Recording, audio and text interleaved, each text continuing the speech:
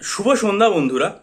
অনেক পরীক্ষার্থী ভাই বোন উদ্বিগ্ন হয়ে আমাকে জিজ্ঞাসা করে থাকেন ডাব্লিউবিএসএসসি গ্রুপ সি গ্রুপ ডির রেজাল্টের কি খবর, সেটার স্কোর কার্ড প্রকাশিত হওয়ার সম্ভাবনা, সেটার রেজাল্ট কি তাহলে জুলাই আগস্ট মাসে প্রকাশিত হতে পারে, এরকম কি জানা যাচ্ছে, এই সম্পর্কে কোনো আপডেট থাকলে আপনি জানাবেন।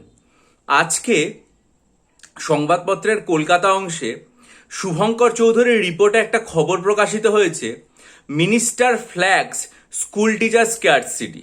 ঠিক আছে, এখানে বলা হয়েছে asked about the recruitment of teachers at the secondary and higher secondary levels of government aided schools stalled now apparently because of the introduction of a new OBC reservation policy.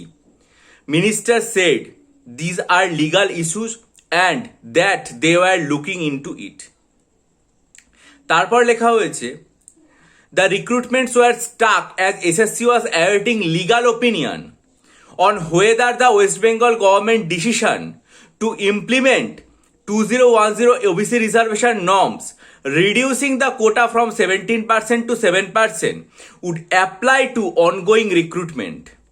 A notification issued by Backward Class and Welfare Department on May 18 stated that the 7% reservation for 66 classes would apply to post and services under the Bengal government.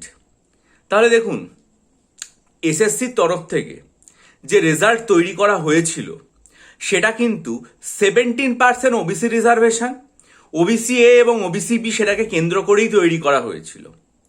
কিন্তু তার পরবর্তীকালে যখন দেখা গেল যে এরকমভাবে এটা পরিবর্তিত হয়েছে এবং বর্তমানে সেটা ওবিসি হয়েছে এবং 7% হয়ে গেছে, তখন কিন্তু এসএসসি এটার জন্য লিগাল ওপিনিয়ন চেয়েছে এবং সেই লিগাল ওপিনিয়ন আসার অপেক্ষা করছে।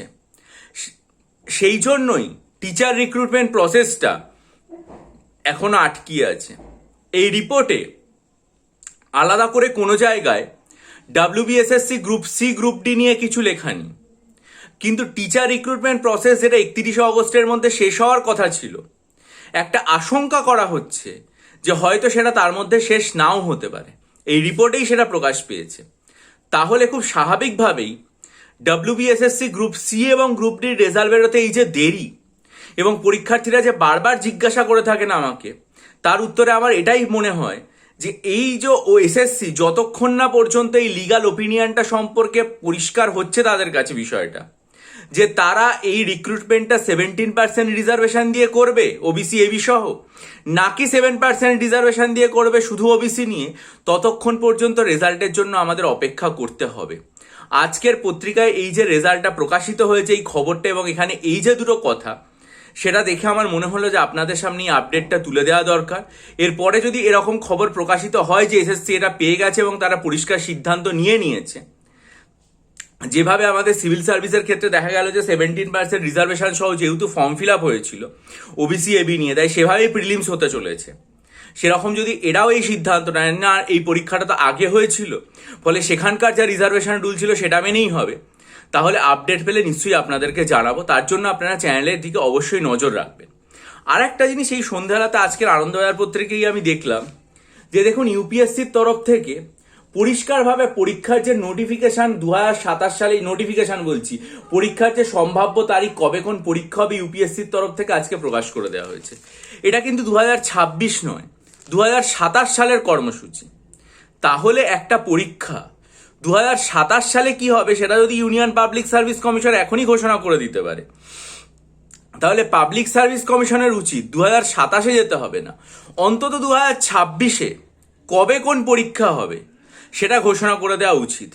কারণ ডাব্লিউবিসিএস তো হচ্ছে, এরপর মিসলেনিয়াস হবে, ক্লার্কশিপ হবে, আইডিও হবে, এমভিআই হবে। 2025-এর ডাব্লিউবিসিএস এবছর হবে কিনা এরকম অনেকে বারবার জিজ্ঞাসা করছেন।